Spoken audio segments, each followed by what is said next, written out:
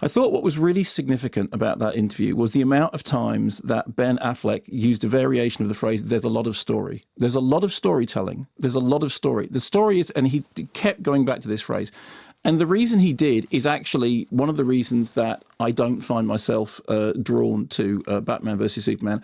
Firstly, I want to say that I did go into this wanting to like it. I know there is a sort of perception that I don't like Zack Snyder, and I have been rude about Snyder in the past. I would advise you to go back and listen to my review of Man of Steel, which I think we can tweet the link to that, because Man of Steel was an interesting case, and I do think that 2/3 of Man of Steel was good. There were some really interesting ideas in it. Unfortunately, it collapsed in its final act into two characters hitting each other. And that's kind of where this begins, the other side of that collateral damage. Ironic, therefore, that what we have actually doesn't solve any of the problems of Man of Steel. In fact, I think steps back. Weirdly, the biggest problem with Batman versus Superman for me is it's incoherent. The storytelling is, I think, very poorly done. It's got too many elements that it's trying to juggle. It doesn't know quite how to do it. It's got a central thesis that it's trying to set up, which is Batman versus Superman. And at the beginning, with that kind of, the collateral damage seen from the other side, seen by Bruce Wayne. Okay, so here comes the rivalry. Fine. Okay, that. And then what you have is a narrative which is jumping into, again, as Ben Affleck explained, the arrival or the discovery of metahumans, all the stuff with Jesse Eisenberg's Lex Luthor and the weaponization of kryptonite. And incidentally, I think that Eisenberg, there's been quite a lot of discussion about this, is the most irritating screen villain of the year, bar none. I mean, the minute he started doing it, it was like he'd been told to basically do Mark Zuckerberg from the Social Network, only more so. And I didn't find that threatening, I just found it, and I think you felt the same way. Absolutely terrible from the word go.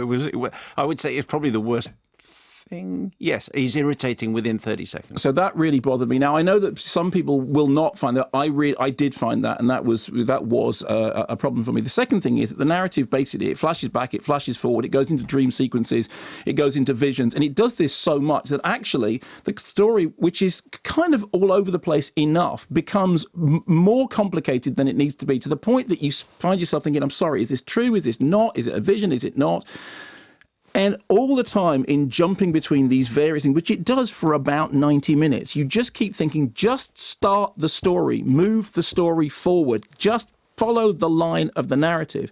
And the reason it has such a hard time doing that is because it's trying to do three things. On the one hand, it's trying to set up an extended universe which is coming later on, so the film feels like a preamble. Secondly, it's trying to establish a conflict between these two centuries, which never really makes any sense, despite all the grimness of Affleck as Batman. Incidentally, I think Affleck as Batman is good. I think he does a very good job. I mean, poor old Henry Cavill, he was given so little to do other than basically look mopey and, become that sort of charisma vacuum that Superman as a character can allow people to become so easily. And then into that mix, you get these individual elements like Jeremy Irons, who you think, great, and then he's gone. And then he's back, and then he's gone. And then there's something like 40 minutes in which Alfred just doesn't appear at all. So that when he comes back again, you'd kind of forgotten that he was there.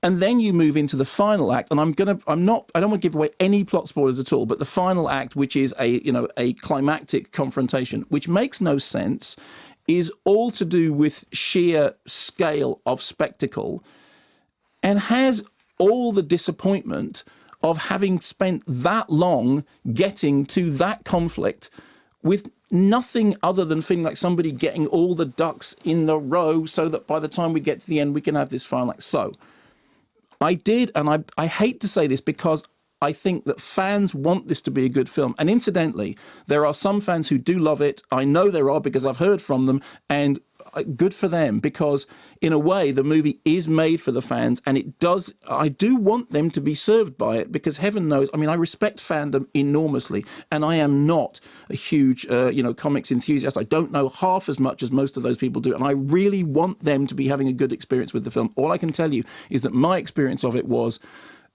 crushing disappointment.